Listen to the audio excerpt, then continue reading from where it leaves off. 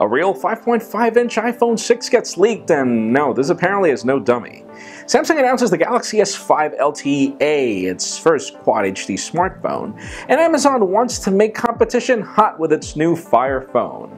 I'm Jaime Rivera, and if this Amazon Fire phone doesn't succeed, you can at least say that it literally crashed and burned. This is Pocketnow Daily.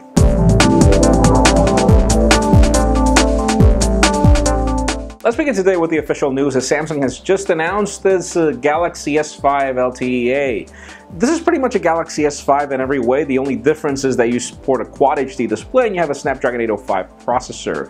Now, bear in mind, this smartphone is apparently an exclusive to the Korean market. There's no confirmation that it will come to the United States at some point, and it's really hard to know if this is the Galaxy F that's been rumored or the Galaxy S5 Prime that's also been rumored. So let's see how that goes, as this is probably the phone. And if you've been asking yourself the question if you should buy a smartwatch or an activity tracker like a Fitbit, well, this is kind of revealing. If you thought that one would sell more than the other, the difference is kind of staggering. There are currently 2.35 million activity trackers in the market sold, compared to 600,000 smartwatches.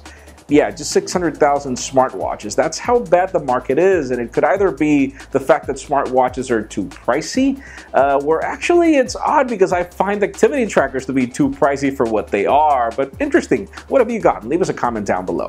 Now let's talk about the Google Nexus 6 as, yeah, there have been rumors that there is no smartphone coming, that Android cellular will be the deal, but an LG executive was recently interviewed, and when asked about the Nexus 6, his response was that either he doesn't know because they aren't producing any, or he doesn't know because they're just not getting the Nexus 6 contract. So it's really hard to know if there won't be a Nexus 6, as LG has been doing the phone for 2 years straight. They've been doing a decent job so far. Hopefully there will be a Nexus 6. Obviously, there is more to come, Google I/O especially. Now, we've got some more iPhone 6 leaks, but this time it's not about dummies, as I'm kind of bored of those. But Jimmy Lin is a famous actor from Taiwan who was famous because he leaked the iPhone 5 weeks before it was launched, and it was a real phone, not just a dummy unit. And as it turns out, he's currently repairing his iPhone 5S from smashed display, and beside it, we have the 5.5-inch iPhone 6.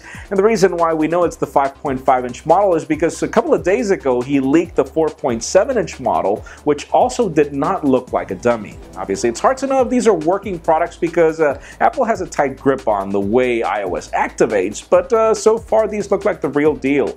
And it looks kind of cool. Links in the description for full photos.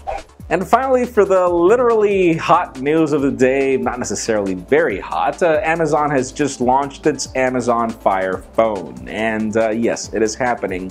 The whole leaks, everything, Amazon has a smartphone. It runs its own version of its Amazon OS for Android, its forked version, and obviously it works on its App Store. It's got this really cool 3D UI for the lock screen and the browser and certain applications. It's really cool. It has a 13-megapixel camera, other great specifications. It's actually a very, very decent phone, but its biggest problem is that it costs $200 on contract. This is not a free Prime phone, as many of us were thinking, and that's for the 32-gig model. If you want the 64-gig model, it'll cost you an extra $100, which is not necessarily a bad price, but still, it competes with devices like the Galaxy S5, where you can load Amazon applications on it, and you can load the Amazon App Store, and you have an Amazon phone there without the 3D, though there are other ways to do the parallax and stuff. But that leads me to the question of the day.